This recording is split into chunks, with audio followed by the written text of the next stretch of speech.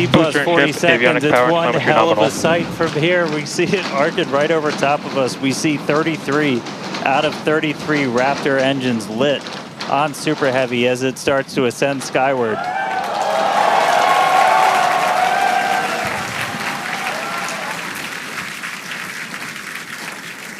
Coming up on maximum aerodynamic pressure, then only about a minute and a half until we get into hot staging.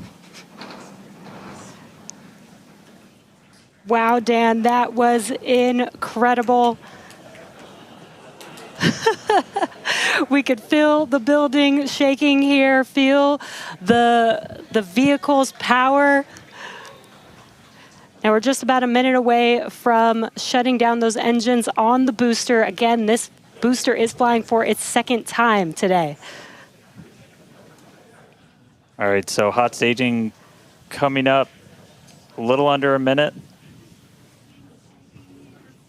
We're going to see all but the 3 center engines turn off on the booster. So our version of MECO, most engines cut off. And then just a few seconds later, hoping to see 6 engines ignite on ship to push it away.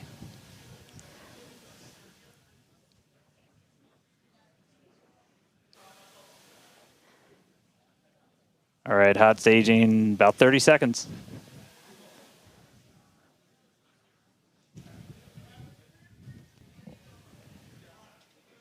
See those engines powering down?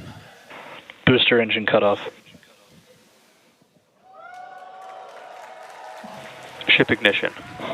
Stage separation. Incredible flip by Super Heavy booster, and you can see those 6 engines, those 3 engines on the ship ignited.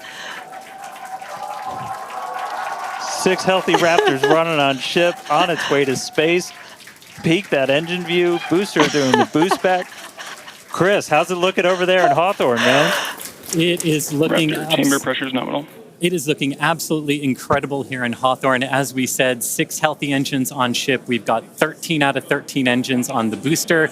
Now down to those 3, which is what we expect in the final moments of the boost back burn. Now, as a reminder, we are not recovering the Super Heavy booster today. We are instead going to do some... Boost back, shutdown. And there we had a good shutdown of the boost back burn. Next up will be the jettison of that hot stage Ship ring. avionics, power and telemetry nominal. Great call out there that everything looking nominal aboard the Super Heavy vehicle, which is returning to Earth, and we're going to be doing some experiments with it, including a higher angle of attack re-entry, as well as some engine tests as it gets closer to the Gulf. We are, again, because of these tests not recovering it, we are sending it to the Gulf on purpose to do those tests. But again, you see the booster on the left-hand side of your screen. You see ship with 6 healthy engines continuing its ascent to its planned suborbital trajectory. Everything going very well so far for Starship's 9th flight. Now 4 minutes, 15 seconds in. Great views from inside of the aft engine area of ship there, looking at those 3 sea level and 3 Raptor engines on the right-hand side of your screen. The booster doing its LOX dump, that liquid oxygen dump. So because we don't need some of that liquid oxygen propellant in its tanks, we vent that propellant out to lessen the booster's mass as it comes in for its landing. Just absolutely gorgeous views watching these 2 vehicles do their respective things in the skies over Texas here today. And Dan, we're approaching the 5-minute mark into the flight. Super Heavy is descending rapidly. What can we expect here in the next few minutes as it does its atmospheric tests? Yeah, now as we had talked about, Super Heavy might not have a very smooth ride down. We're going to be putting it through this higher angle of attack. So we're kind of pitching it up a tiny bit, increasing drag. We've done this in wind tunnels. We've done this in computer modeling. It shows that sometimes the control isn't great, but only one way to really prove it out, and that's to get real-world data. So here comes Super Heavy.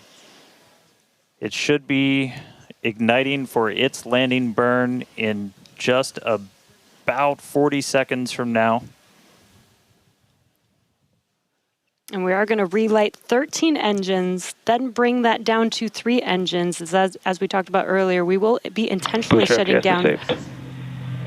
We will be shutting down one of those 3 center engines intentionally to push the limits of the Super Heavy booster. Ship Raptor, chamber pressures nominal. And continuing to see 6 healthy engines on the ship, 3 sea level and 3 vacuum engines still ignited as the Super Heavy booster is making its way back down to Earth. We can see those grid fins.